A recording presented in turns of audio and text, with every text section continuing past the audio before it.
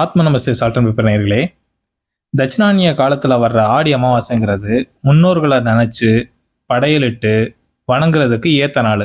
பொதுவாக ஒரு வருஷத்துக்கு 96 தடவை முன்னோர்களுக்கு தர்ப்பணம் செய்யணும்னு சொல்லிட்டு சாஸ்திரத்தில் சொல்லியிருக்கு. அப்படி செய்ய முடியாதவங்க ஒவ்வொரு மாதமும் வரக்கூடிய அமாவாசையில் செய்யலாம்.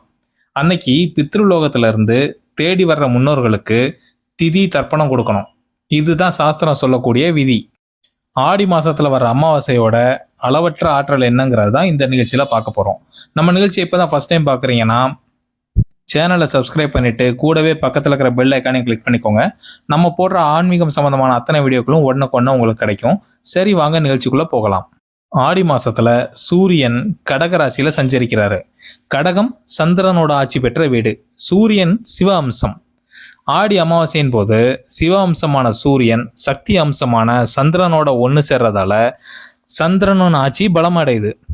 ஆகவே தான் ஆடி அமாவாசை வழிபாட்டுக்கு உகந்த நாளாக கூறப்பட்டிருக்கு.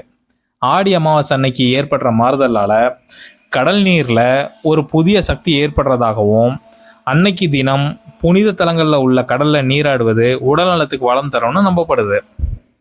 வருஷத்துல முக்கியமான 3 அமாவாசையில, அதாவது ஆடி அமாவாசை, தை அமாவாசை, புரட்டாசி அமாவாசை ஆகிய 3 நாள்ல திதி தர்ப்பணம் கொடுக்கறது நல்ல பலனை தரும். தட்சிணாயனிய காலம் துவங்கி முதல்ல வரக்கூடிய அமாவாசை ஆடி அமாவாசை.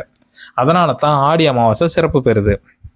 மேலும் கடகராசியில குரு உச்சம் பெறாரு. குரு என்பவர் முன்னோர்களை குறிக்கும் கிரகம். மேலும் புத்திர பாக்கியத்தை கொடுக்கிற கிரகமும் அவரே. ஆகவே பித்ரு தர்ப்பணத்தை முறையா மேற்கொண்டால் குடும்பத்துல வாரிசுகளின் வாழ்க்கை சிறப்பாக அமையும். ஜோதிட ரீதியா பார்த்தோம்னா இருக்குதுலே பித்ரு தோஷமே தலையாய தோஷம். பித்ரு தர்ப்பணத்தை முறையா செஞ்சு குலதெய்வ வழிபாட்டை முறையா செய்யும் ஒருவரை எந்த தோஷமும் பாதிக்கிறது இல்லைங்கிறது நம்பிக்கை. முன்னோர்களோட ஆசீர்வாதமும் இவர்களை கவசமா பாதுகாக்கிறத சாஸ்திரம் கூறுது. அவ்வளோதாங்க, நிகழ்ச்சியோட எண்டுக்கு வந்துட்டோம். இந்த நிகழ்ச்சி பிடிச்சிருந்தா லைக் பண்ணுங்க, கமெண்ட் பண்ணுங்க. நம்ம சால்ட் அண்ட் பேப்பர் சேனலை சப்ஸ்கிரைப் பண்ணுங்க. மீண்டும் சந்திப்போம்.